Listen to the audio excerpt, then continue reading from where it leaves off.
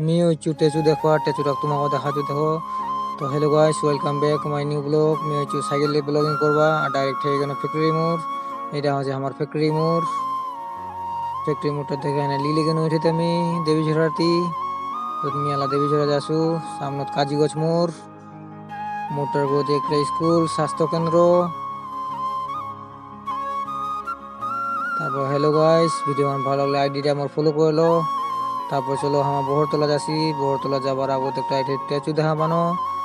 আর স্ট্যাচুটা পুরো দেখনো কি লেখা আছে, বিরসা মুন্ডার স্ট্যাচু। এটা এখন তীর ধেনু গুলেছে। তারপর দেখা যায় তোমাকে বিরসা ইডা বহরতলাটা।